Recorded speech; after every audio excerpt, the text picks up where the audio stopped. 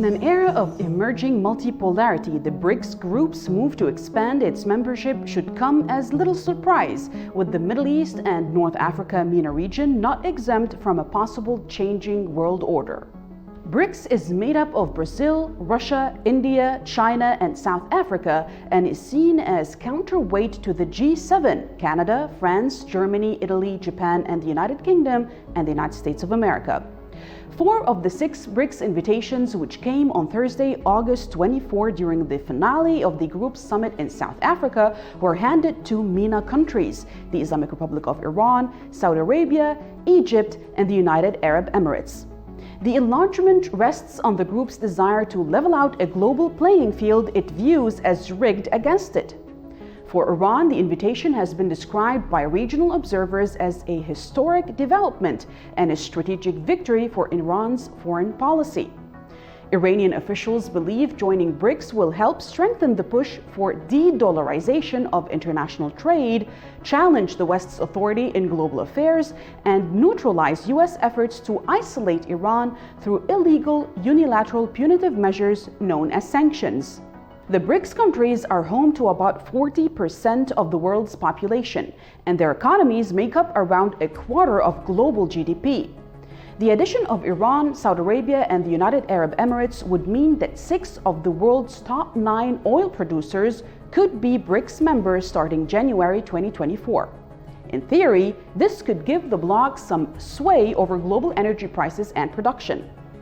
BRICS also enjoys significant influence in international institutions such as the United Nations, given that China and Russia are veto-wielding permanent members of the UN Security Council. The inclusion of the Islamic Republic of Iran on the list of invitees comes as the geopolitics of the Middle East becomes increasingly complex, with some US allies in the region chafing at their partnership with Washington. Both Saudi Arabia and the United Arab Emirates have been increasingly going their own way on issues like oil production, the Russian special operation in Ukraine, and their relationships with Iran and Syria.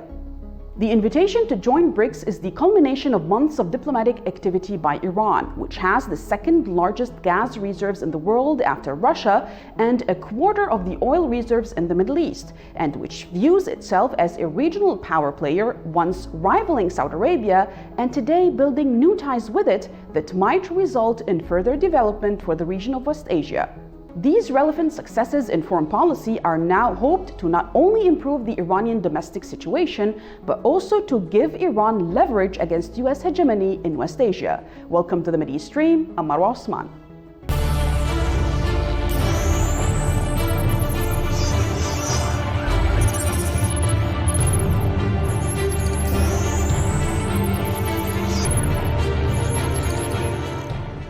Argentina, Egypt, Ethiopia, Iran, Saudi Arabia, and the United Arab Emirates have officially been invited to join the BRICS group of emerging economies.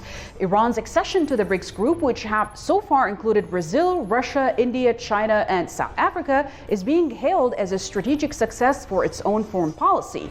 Now, this permanent membership in the group of global emerging economies is viewed as a historic event and a very strategic success for the Islamic Republic of Iran in the face of Western hegemony and the illegal economic punitive measures against it. To discuss this issue with us from Tehran is Professor Saeed Mohammad Marandi, Iranian academic and political commentator. It's a pleasure, as always, Professor, for you to be with us, for us to have you along with us. Now, the expanded Global South Alliance will significantly surpass the financial strength of Western-led blocs by adding these new 6 members to the group. How will it, though, directly affect the Islamic Republic of Iran, knowing that it is probably the only member with severe Western economic sanctions against it? It is the only new member with major economic sanctions. It is under maximum pressure sanctions, after all.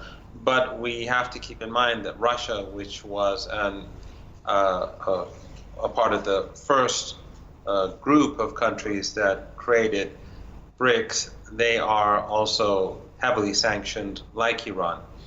But in the case of Iran, I think it has a very important implications, because this group of countries wants to create a means for business and trade which is protected from Western interference.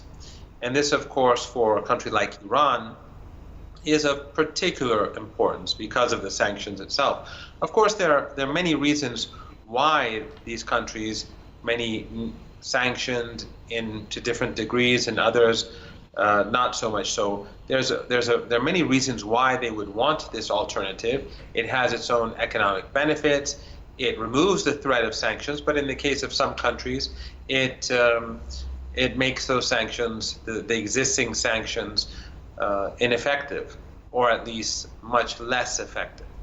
So it is a big win for all the countries that are members of BRICS 11 or BRICS plus 11. But in the case of Iran and Russia, I think it is of particular importance. Well, BRICS has managed so far to bring many countries, independent ones, together with the common goal of bolstering economic development and cooperation and also countering unilateralism. Now, however, it is naive to consider that the West will just let this one pass. I mean, I know that they are capable of retaliating to this new global economic movement, but in what financial ways do you think that the US in particular, and maybe its European allies, can prevent the growth, at least, of the BRICS group? I think the most effective tool that they have is economic or political pressure on countries that are either member states or countries that aspire to become member states. But I don't think it's going to be particularly effective. There may be a country or two that would leverage BRICS membership to gain concessions from the United States. But I think the general trend is to strengthen these alternative financial mechanisms and the means for trade, and to create new financial institutions that are not controlled by the West. The reason, I think, is that many of these countries are much more powerful. If not all of these countries, if we can say perhaps that all of these countries are more powerful today, but many of these countries are much more powerful today than they were a few decades ago. Mm-hmm. And on the other hand, Western countries are on the decline. They have less influence and power than they did a couple of decades ago, in particular, especially before the endless wars that began after September the 11th, 2001, and neoliberal economic policies imposed on Western societies, and the fact that the United States is waging a very expensive and intense war against Russia, the United States and NATO.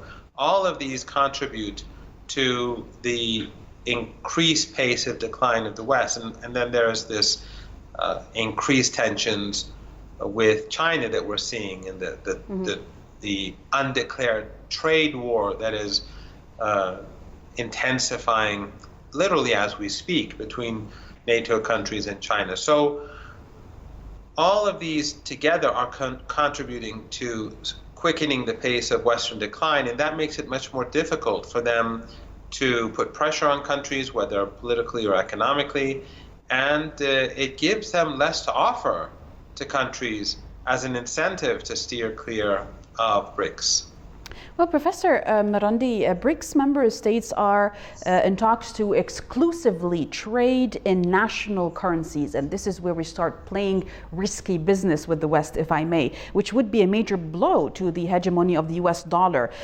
Officials have said that there are plans to eventually introduce some sort of a common currency to counter the greenback. I think this one is a big no-no for US foreign policy for many reasons. But what does this new global economic move mean for the US global dominance as we speak, maybe in the upcoming few years?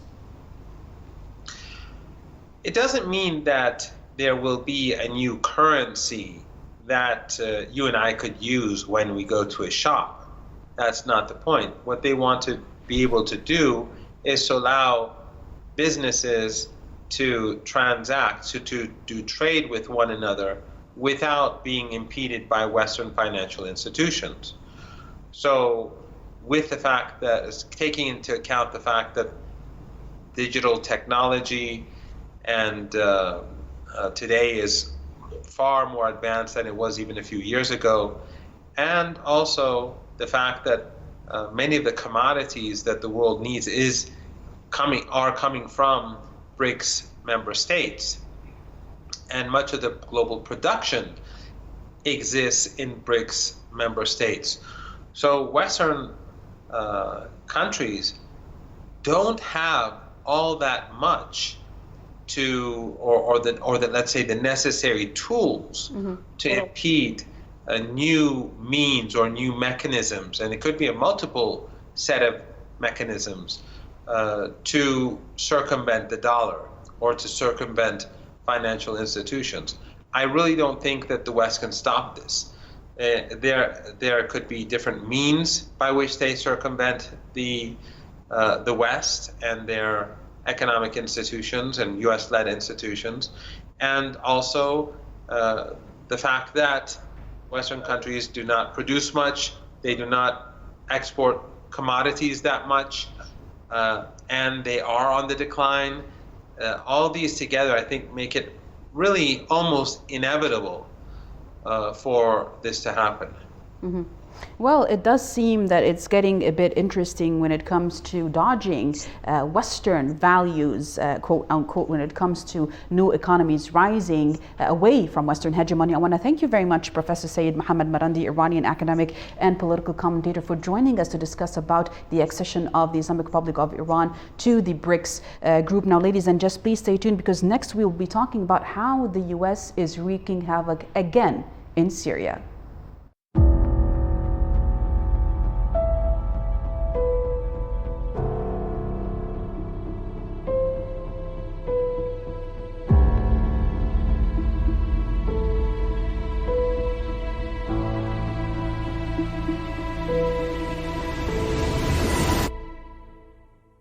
There are several reasons behind the recent rise of tension in Syria, especially between the Iranians and Russians on the one hand and the Americans on the other. Now, despite the differences between the motives of the Russians and that of the Iranians, the assessment on both sides was the same, and its conclusion was that the U.S. presence in the Middle East region is declining for very known reasons and will leave a void that must be filled, starting with Syria. More details in the following report. There has been much talk during the recent period about new U.S. projects and plans aimed at obstructing all regional efforts to resolve the Syrian crisis and blowing it up, after the optimism that clouded everyone during and after the Arab summit in Jeddah. The U.S. military buildup east of the Euphrates and in northern Iraq, the movements of military fleets, and the increasing activities in U.S. bases in Iraq, Jordan, the Red Sea, Qatar, Bahrain, Saudi Arabia, and other Persian Gulf countries prompted many observers to talk about new American scenarios. The first scenario is to obstruct the final treatment of the Syrian crisis with Russian-Iranian methods through the U.S.'s two traditional weapons, the Kurds and the Sunni clans. And secondly, by activating the sleeper cells of Daesh and developing secret relations with al-Nusra, which is now under Turkish protection in Idlib and the western Euphrates in general. These scenarios explain the statements of President Erdogan and his defense minister Yashar Guler, as they refused more than once to meet the conditions of President Bashar al-Assad, the most important of which is the withdrawal from 9% of the Syrian lands west and east of the Euphrates, where Turkish forces are with the militants of the so-called Syrian National Army, which was established in the summer of 2019 in Ankara. It also explains the decline in the enthusiasm of the Arab capitals towards the rapid and practical treatment of the Syrian crisis, and turning a blind eye to everything that Ankara and the US are doing inside Syria. This development, which reached the limits of predicting the approaching date of a major US military operation in Syria, did not come out of nowhere. Rather, its roots go back to the events that erupted in March of this year, starting with the missile attack on a U.S. military base in eastern Syria that killed a U.S. soldier and wounded others. The day after that, U.S. warplanes taking off from the Al Udeid airbase in Qatar launched about 20 missile strikes on military sites allegedly belonging to the Iranian forces, to which the latter responded by targeting U.S. bases with 8 Qasif-1 drones. That retaliation lit a red light in Washington and warned of what might be a decision by the Iranian, Russian, and Syrian allies to increase pressure on the U.S. occupation inside Syria. In parallel with the foregoing, incidents of military friction between U.S. and Russian forces in eastern Syria increased significantly as Russian warplanes carried out several hostile maneuvers against U.S. drones, which flew in the airspace west of the Euphrates. In the meantime, an Iranian source told Press TV that any major U.S. military move will certainly ignite a major battle, as Syria and its allies will have no choice but to engage in a full confrontation, which the Americans may start, but the development of its course and its end will certainly not be in their hands. Now, to discuss this issue with us from Damascus is independent journalist and political commentator and very dear friend Vanessa Bili. Thanks a million, Vanessa, for being with us to discuss this new scenario for Syria. Now, the U.S. military buildup east of the Euphrates and in northern Iraq prompted a lot of people to talk about a new American scenario to obstruct the final solution to the Syrian crisis. Now, what are the Americans relying on when it comes to probably reintroducing havoc and possibly terrorism to Syria again? Well, I mean, the terrorism factor has been increasing since, of course, the double earthquake tragedy on February the 6th, when the U.S. has triggered ISIS attacks both against Syrian military positions and against civilians. But this recent military buildup is in response to the increase in Russian and Syrian Arab army and allies' military presence in the north and in the northeast, effectively. And we know that basically the U.S. is trying desperately to shut off all land access to Syria, to Iraq and Iran. Meaning, of course, that they want to take control of the Al-Bukamal crossing in the northeast and to completely paralyze the northeast and Syria as regards receiving any humanitarian aid or any other kind of aid for their war against terrorism from allies in Iraq and Iran. Well, Vanessa, I watched a report that you posted on Facebook, and in it you spoke about what has been happening for the past at least 10 days or less than 2 weeks ago. Some of the new American scenarios, as we see, are not limited to their own buildup, but also certain movements, certain unrests in Syria's As-Suwaida province, hinting towards even arming protesters against the government again. But what can you tell us about the latest disruptions in As-Suwaida, and what do they have to do with the Israeli entity? Well, very interesting you asked that, because of course Israel bombed Syria again from the Mediterranean. They fired missiles at Aleppo International Airport that has just received various businessmen, including from Iraq, and they caused damage to the runway there. So, you know, we always see this, that the U.S., the terrorist groups and Israel are working hand in hand to basically partition and destabilize Syria. But what we've seen in the last few days and what we know is happening from reports here in Syria, there has been intelligence meetings in the West for really the last 4 or 5 months to prepare the South for this new movement, this new federalist movement. Now, it's very important to say that this is a minority movement in Suwaida province. The majority at least support Syrian territorial integrity, even if they have issues with the Syrian government management of the economy, etc. And of course, this minority movement is controlled very much in the background, but by Israel and by Walid Jumblat in Lebanon. Mm-hmm. And of course, for Israel, this is the perfect opportunity to seize more territory, or at least to annex that territory and occupy that territory by proxy, just as, of course, Israel and the US are trying to do in the Northeast and the Northwest. And basically to power multiply this minority movement in Sweden, to unite it with the existing armed groups that still exist and are still operating in Dara to the southeast of Sweden, and to power multiply it with terrorist factions and militia that have been brought down from the north, from the Turkey-occupied territories, so Free Syrian Army derivatives, that have been brought down to the US illegal military base at Al Tanf. So 7,000 militants have been brought down as far as we know. 16,000 Druze from the minority movement are being trained in Al Tanf by the US. And yes, the likelihood is that this movement will be increased by terrorist militia. There will be control of the Jordan border by these terrorist militia. And today we heard that they've closed the roads from Damascus to Sweden to, in their words, protect the governorate. But of course, the Syrian government has not shown any aggression towards this movement at all. It is basically trying to defuse it. It's trying to negotiate. Well, Vanessa, it seems something similar to what we were seeing in 2011, but probably the people are a bit tired of listening to all of this again. But a new wave of suspicious movements in Sweden. There's the US increased maneuvers in the east of the Euphrates.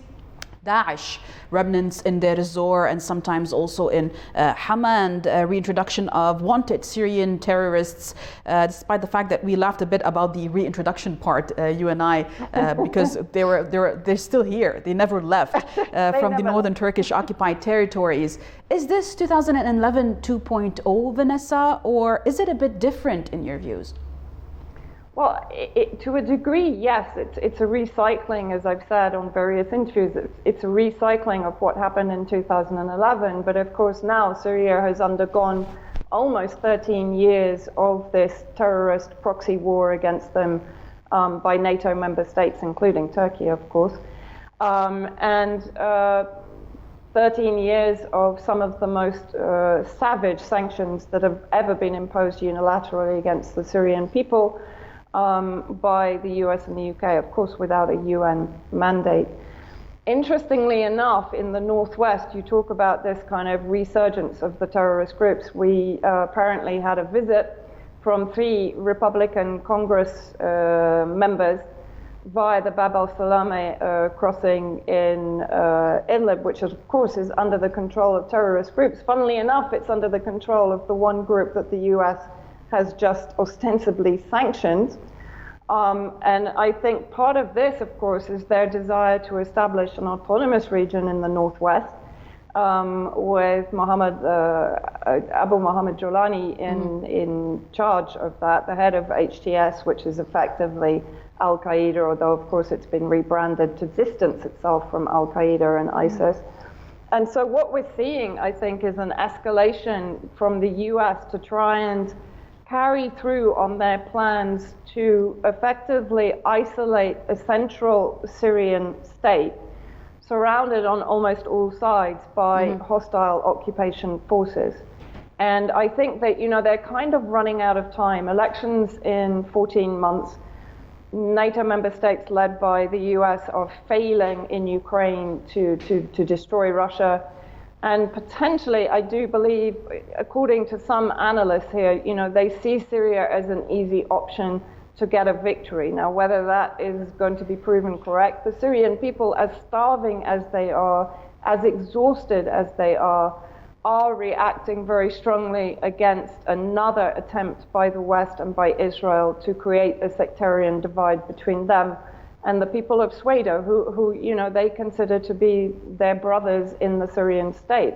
And those Sweden people that I met in the villages of Shrehi and Shbeki and Rami would certainly not be supporting this minority movement. But of course, the fear is to what extent that minority movement now is going to be hijacked, just as it was, of course, in 2011 by the US. We have no doubt of the patriotism of the Druze community in Suwaida that have given themselves hundreds of martyrs to protect the Syrian territory and integrity and land. Well, I want to thank you very much. It's never enough with you, Vanessa Beeley, my dear friend, independent journalist and political commentator, joining us from Damascus to tell us all about the new US scenario, the US Western and possibly Israeli and Turkish scenario to bring Syria back to its time of unrest and conflict amidst a very, very harsh economic situation in Syria. Thank you very much for your contribution and your time, Vanessa. And ladies and gents, thank you for watching us and following us. And we promise to bring you the latest from our region. Hopefully we bring you better news, but the least that we could do is tell you what is really going on in the region of West Asia. Thanks again for being loyal audience and viewers to us. Do follow us on Telegram and on Twitter, and I'll see you again next week on the Mideast Stream. Assalamu alaikum.